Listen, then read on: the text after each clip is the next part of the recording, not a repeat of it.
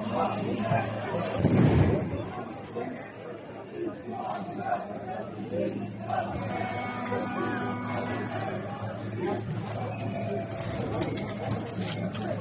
центъра на София на 1 декември протестът прерасна в една от най-напрегнатите нощи през последните месеци. На няколко места демонстранти изградиха барикади от контейнери и отпадъци, които бързо се възпламениха и изпълниха района с гъст дим. Срещу огнените бариери стоеше плътна линия от униформени, които наблюдаваха обстановката и се опитваха да запазят реда. Въпреки напрежението, много от участниците настояваха протестът да остане мирен, като призоваваха околните да стоят назад и да не провокират сблъсъци. След около час пожарът беше овладян, а обстановката постепенно се успокои.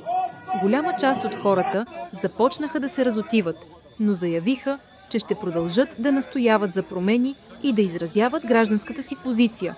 От институциите се очаква официална реакция.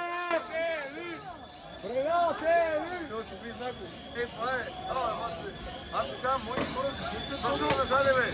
Може стане тук, де полицайки не хвърлят, те са министри.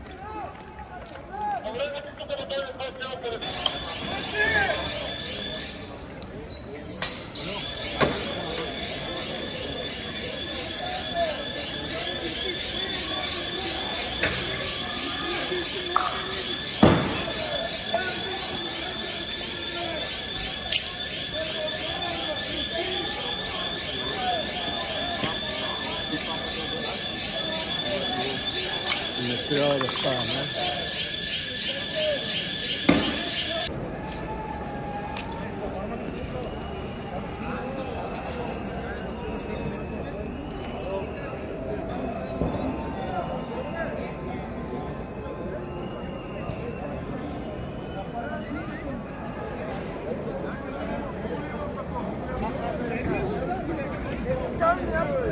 Брат, няма се вдам главата, ти нормален ли си?